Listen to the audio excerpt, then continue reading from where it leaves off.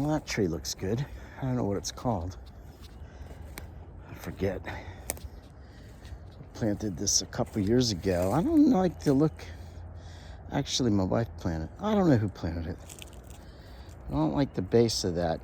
I don't want to mound dirt up on the base of a tree.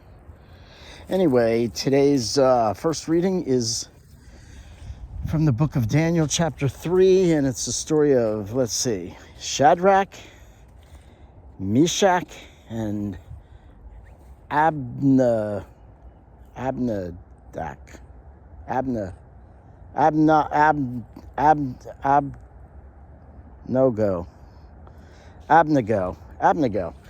Anyway, they were devout people of God, and they lived in the realm of Nebuchadnezzar, and Nebuchadnezzar said, you're gonna worship my God, when the harp or the lyre, or any of the musical instruments, the flute play, you're gonna worship those gods. And they said, no, we're not. We have our own God. And he was livid, and they said, we're not going to do it because we have to follow our God. Do what you want to us. So he said, heat up the furnace 7 times more than it normally is. And he had his soldiers, his strongest soldiers, tie them up.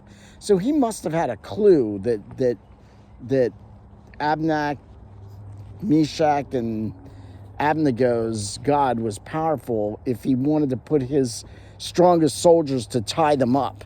Because, I mean, why? There's a couple men and you've got an army. Presumably you don't need a lot to subdue 3 men.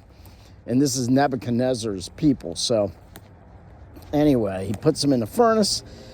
And then he says, didn't we put those guys in the furnace? And they said, yes, we did. And he goes, well, how come I see 3 figures and a son of man or an angel in there with them, and they don't seem to be toasted. And then I guess and then all he says is that the God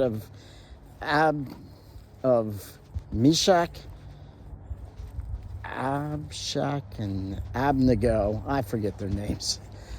They're interesting names. We've heard them quite a few times over the years. Anyway, Meshach, whatever. They said that their God is the God.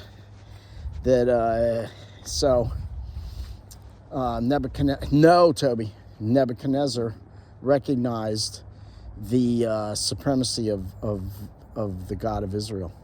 So let's all recognize who Jesus is, who God is. Jesus is his son. And we're going to celebrate the memorial of his resurrection in about 10 or 12 days or whatever. So let's try to work on our Lent, try to work up good spiritual habits now during these 40 days so that we can keep those habits going.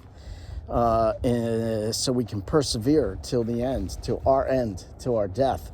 So we want to fast, we want to pray, we want to give alms, so we want to be charitable to our neighbors, as would sort of tie into that. So let's ask all the saints to pray for us. Abshak,